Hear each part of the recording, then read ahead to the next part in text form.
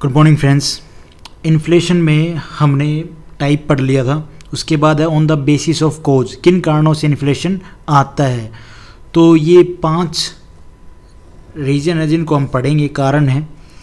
तो demand pull inflation, pricing power inflation, cost push inflation, wage और core, इनको एक एक करके पढ़ते हैं कि कौन से वो कारण जिनसे अलग अलग सेक्टर में इन्फ्लेशन आता है और टोटल इन्फ्लेशन कंट्री में आता है। करते हैं प्राइसिंग पावर इन्फ्लेशन से। ये क्या होता है? When one product price is increase and the effect whole sector और different product of increase different product to increase price. क्या बोला गया इसमें? प्राइस कोई भी एक ऐसा प्रोडक्ट जिसके प्राइस बढ़ने से पूरा सेक्टर में महंगाई आ जाए, ठीक है, इन्फ्लेशन आ जाए, तो वो होता है प्राइसिंग पावर इन्फ्लेशन। कैसे? फॉर एग्जांपल पेट्रोल है, अब पेट्रोल या डीजल के प्राइस बढ़ रहे हैं, जैसे कंटिन्यू आज भी बढ़ रहे हैं, हम देख रहे हैं, तो बढ़ते हैं तो हमारे पूरे सेक्टर को वो इफ़ेक्ट करते हैं। किसको? ट्रांसपोर्टेशन को, महंगा हो जाता है। और उसके बाद डेली लाइफ यूज़ में, अब मान लो ट्रांसपोर्टेशन महंगा होता है, तो जिस ट्रांसपोर्टेशन को हम यूज़ कर रहे हैं जिस पर्पज़ से, तो वो कहाँ से, वो भी महंगाई कर देंगे आगे। तो ऐसे ऐसे करते हैं, जैसे कि बसेस का किराया हो गया, उनका जो पैसा है वो भी वो धीरे धीरे बढ़ा देंगे। तो वो चीज़ें, उसके बाद डेली लाइफ यूज़ में भाई पेट्रोल से जो गैसेस हैं उनके रेट बढ़ रहे हैं, तो वो सब चीज़ें क्या डेली लाइफ में भी इफ़ेक्ट करते हैं। क्या है कि एक प्रोडक्ट के प्राइस बढ़ने से पूरे सेक्टर के प्राइस में इफ़ेक्ट आता है। भाई आप पेट्रोल के प्राइस बढ़ा दो तो ट्रांसपोर्टेशन महंगा हो जाएगा, जो ऑटो वगैरह हैं, बसेस किराए हैं, वो महंगे हो जाएंगे, तो वो अपना जो फेयर है उसको महंगा कर देंगे। तो वो इफ़ेक्ट करता है पूरे होल सेक्टर को। तो मतलब क्या है कि एक प्रोडक्ट के प्राइसिंग पावर में इतना दम है कि आपके पूरे सेक्टर में इन्फ्लेशन, महंगाई आ गई है, इफ़ेक्ट कर दिया है। तो ये था प्राइसिंग पावर इन्फ्लेशन, मतलब एक जो प्रोडक्ट जिसके प्राइस बढ़ने से पूरा सेक्टर हिल जाए, पूरे सेक्टर में इन्फ्लेशन आ जाए, तो वही है प्राइसिंग पावर इन्फ्लेशन। उसके बाद है demand pull inflation. This type of inflation is caused due to an increase of aggregate demand in the economy. Causes of demand pull inflation. अच्छा, डिमांड पुल इन्फ्लेशन मतलब क्या कि डिमांड करना और फिर खींचना। मतलब डिमांड क्या? जब आप डिमांड कब करोगे? जब आपके पास पैसा होगा। तो किस केस में डिमांड की जाती है? डिमांड कौन करेगा? डिमांड कस्टमर करेगा, यानी कि कस्टमर के पास पैसा है इसलिए तो वो डिमांड कर रहा है। तो एक होती है डिमांड, एक होती है डिज़ायर। देखो, डिमांड तो क्या है कि आपने कोई चीज़ देखी या फिर आपकी डिमांड है, आपके पास पैसा है, आपने बाय कर लिया, आप अफोर्ड कर सकते हो। लेकिन डिज़ायर क्या? डिज़ायर में क्या आपने देखी कि भाई ये चीज़ है, फरारी जा रही है, लैम्बोर्गिनी जा रही है, या फिर कोई अच्छी वॉच है जो आप अफोर्ड नहीं कर पा रहे, तो आपकी डिज़ायर है कि वो लेने की, या कोई बाइक है, तो आप उसको आपकी डिज़ायर है, आप बाय नहीं कर सकते। और हम बात कर रहे हैं डिमांड पुल की, डिज़ायर की नहीं। तो डिमांड कब होगी? जब कस्टमर के पास पैसा होगा। और पैसा कब आता है? जब कस्टमर अगर डिमांड कर रहा है, भाई ज़्यादा डिमांड बढ़ा रहा है, तो क्यों बढ़ा रहा है? क्योंकि उसके पास पैसा आ गया है। और पैसा किस केस में आएगा? या तो भैया टैक्स रेट कम हो गए। भाई अगर आप गवर्नमेंट को टैक्स रेट कम हो जाएंगे, आप कम टैक्स दोगे, तो आपके पास सेविंग होगी। उसके बाद क्या है? Repayment of debit by government, जैसे कि TDS होता है। TDS क्या है कि आपका सैलरी में से कटेगा, ठीक है, गवर्नमेंट जो एम्प्लॉय हैं या फिर कुछ अच्छे जो प्राइवेट कंपनी हैं वो भी काटती हैं, ठीक है। तो TDS जैसे कि गवर्नमेंट आपकी सैलरी में से काटती है, तो ये अगस्त में पेमेंट करती है, ठीक है। तो वो जो एक साथ पेमेंट करेगी, तो वो आपकी सेविंग्स में ही होंगे ना। तो आप उसको पैसा आएगा तो आप डिमांड करोगे कि भाई कुछ लिया जाए, तो वही चीज़ होगी। तो ये जो दोनों रीजन है जो मेन इंपॉर्टेंट है, जिसके कारण पैसा आ जाता है लोगों के पास और डिमांड होने लगती है। अब डिमांड होगी तो जिस भी प्रोडक्ट की डिमांड हो रही है, कमोडिटी की डिमांड हो रही है, तो उसके प्राइस ऑटोमेटिकली बढ़ेंगे, तो महंगा होगा तो इन्फ्लेशन आएगा।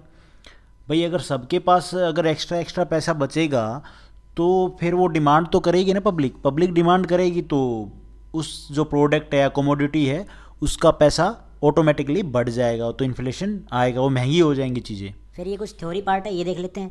ए ग्रोइंग इकोनॉमी और increasing in the supply of money, when consumer feel confident they spend more and take on more debit, this leads to a steady increase in demand which means higher price. वो बात जो मैंने आपको simple भाषा में समझाई वही चीज़ है यार। उसके बाद है एसेट्स इन्फ्लेशन और increase in the forex reserve, a sudden rise in export force, a depreciation of the currencies involved.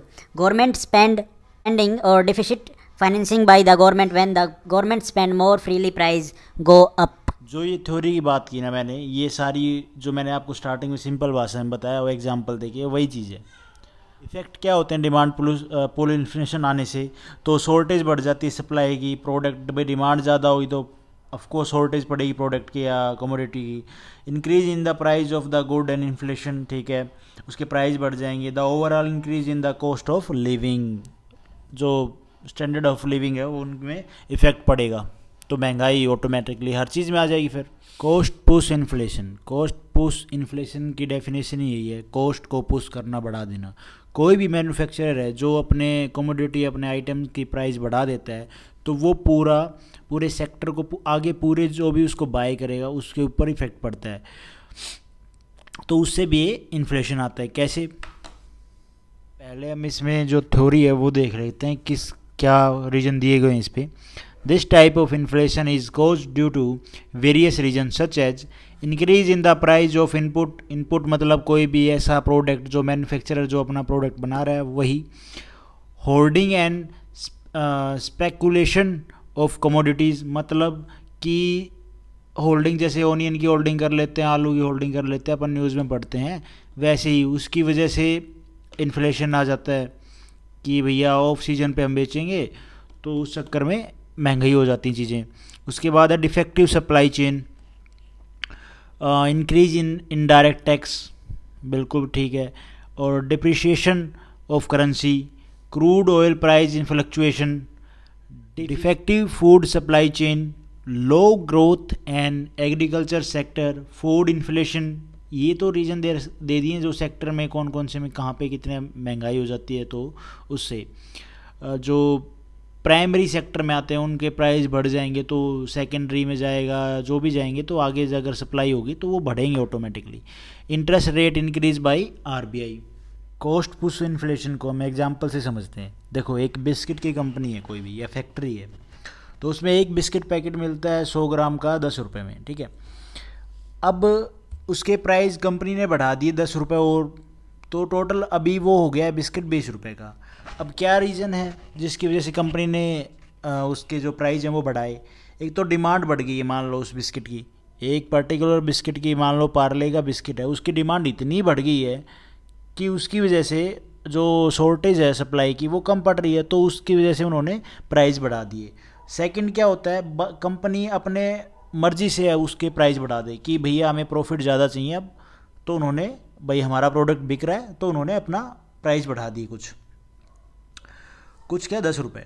उसके बाद ये जो रीज़न है कॉस्ट पुश मतलब धक्का मारना, बढ़ाना, ठीक है। और फिर उसके बाद जो थर्ड है वो क्या है, इन्वेस्टमेंट ऑन बिस्किट। मान लो उन्होंने जो 10 रुपये का बिस्किट बन रहा था उसमें जितनी मैदा या चीनी जो भी यूज़ हो रही थी, आटा, तो उसके प्राइस बढ़ गए और जो रॉ मटेरियल मिल रहा था उनको, उनके प्राइस जो हैं वो इंक्रीज हो गए हो, तो उसकी वजह से उन्होंने बिस्किट के प्राइस को बढ़ा दिया। तो वो जो प्राइस अब बढ़ा दिया उन्होंने, तो वो पूरा इफेक्ट करेगा, इन्फ्लेशन तो आएगा उसकी वजह से। तो यही था मेन जो एग्जांपल था इसका, कॉस्ट पुश करना। मतलब आप किसी एक ऑब्जेक्ट, किसी भी एक कमोडिटी के प्राइस में अपने हिसाब से उसके प्राइस को पुश करना, बढ़ा देना, तो ये था कॉस्ट पुश इन्फ्लेशन। ऐसा हर सेक्टर में होता है, चाहे वो मोबाइल सेक्टर हो या फिर ऑटोमोबाइल सेक्टर हो या फिर प्राइमरी सेक्टर में जो रॉ मटेरियल मिलते हैं उनमें हो, या मील सेकेंडरी सेक्टर में जो आता है उनमें हो। तो वो सब की वजह से अपने अपने सेक्टर में अगर वो बढ़ाएं, जैसे गाड़ियों में महंगी हो जाती हैं तो हम कहते हैं कि गाड़ी अब महंगी हो गई हैं, दिवाली पे लेंगे, तो वही है, वो अपने हिसाब से कंपनी जिस हिसाब से उसको मटेरियल, रॉ मटेरियल या अपने हिसाब से या फिर डिमांड के हिसाब से वो प्राइस को पुश कर देती है, बढ़ा देती है। उसके बाद हमने थ्योरी में जो पार्ट की थी, स्टार्टिंग में बात की थी, उसमें क्या बोला गया था, नेचुरल जो क्लाइमेट या फिर जो भी फ्लड वगैरह आ जाती है उसमें जो शॉर्टेज पड़ती है सप्लाई की, जिस चीज़ की डिमांड होती है उसकी मान लो शॉर्टेज पड़ रही है तो वो महंगी हो जाती हैं चीज़ें। फिर क्या है, जो लोग हैं वो क्या करते हैं, कंपनी वाले, वो वेयर हाउसेज में स्टोर करके रख लेते हैं और माल अपने हिसाब से निकालते रहते हैं, जिसकी वजह से भी उस कमोडिटी के प्राइस बढ़ जाते हैं। उसके बाद है वेज इन्फ्लेशन। वेज इन्फ्लेशन मतलब कि आपकी सैलरी में इंक्रीमेंट होना, और इंक्रीमेंट होने से इन्फ्लेशन महंगा हो जाना। कैसे चीज़ों का, कैसे मान लो एक सोप है, ये लक्ष्मी बीकानेर सोप, उस पर 1 kg लड्डू, ये हमारी मैम है जो सुष्मिता मैम, उन्हीं से मैंने एग्जांपल उनसे पढ़ गई थोड़ा सा ये। तो 1 kg लड्डू का जो प्राइस है वो 500 रुपये है, ठीक है। और इन लड्डू को बनाने वाली जो मेंबर, जो टीम है, जो वर्कर काम करते हैं, तो इसमें जो कुछ लड़कियां काम करती हैं और कुछ लड़के काम करते हैं। लड़के इसको सेल करते हैं और लड़कियां उसको बनाती हैं। अब लड़कियों ने कहा कि मैम या सर या जो भी शॉपकीपर है उसको, कि आप हमारे अभी काम नहीं चल रहा, थोड़ी सैलरी बढ़ाओ। तो इन्होंने सैलरी बढ़ा दी, 1500 से 2000 रुपये कर दी, 500 रुपये बढ़ा दिए। और फिर लड़के भी आए, लड़कों ने कहा कि हमारी बढ़ाओ, तो उन्होंने उनके 200 रुपये बढ़ा दिए, 900 रुपये हो गए। अब ये तो है नहीं, जो ओनर है उस शॉप का वो अपने पॉकेट से देगा ये सब, नहीं। तो उसने क्या किया, जो 1 kg लड्डू के प्राइस थे उसको बढ़ा दिया। उसको कितना बढ़ा दिया, 120 रुपये, 620 रुपये कर दिया। तो क्या हुआ कि जो सैलरी तो इनकी बढ़ाई गई थी, लेकिन इनकी वजह से जो कमोडिटी है उसके ऊपर इफेक्ट आता है, और कमोडिटी जो खरीदने वाला कस्टमर है उसके जेब पे जोर पड़ेगा। तो यही हो गया वेज इन्फ्लेशन। मतलब किसी की सैलरी बढ़ाने से किसी कमोडिटी या सेक्टर में महंगी हो जाना चीज़ों का, और कस्टमर की पॉकेट पे लोड पड़ना, वही है वेज इन्फ्लेशन। कोर इन्फ्लेशन क्या है, थ्योरी पार्ट है, इसमें फटाफट देख लेते हैं। इसके फिर और भी जो इस कोर इन्फ्लेशन में क्या है ना, जो होलसेल प्राइस इंडेक्स है और कंज्यूमर या कस्टमर प्राइस इंडेक्स है, वो सब हम अलग से एक वीडियो में पढ़ेंगे, लेकिन इसमें थ्योरी है वो देख लेते हैं एक बार। Core inflation is also a term used to denote the extent of inflation is an economy, but core inflation does not consider the inflation in food and fuel. Inflation in food and fuel. This is a concept derived from headline inflation. There is no index for direct measurement of core inflation. कोई ऐसा direct index नहीं है जिससे major किया जा सके core inflation का। And now it is measured by excluding food और fuel items from the wholesale price index and CPI। हम ये सब पढ़ेंगे, CPI क्या है, WPI क्या है, उसमें आपको और अच्छे से पता चल जाएगा कि हाँ ये कोर इन्फ्लेशन है, ये होता है। Thank you for watching this video. Have a nice day guys.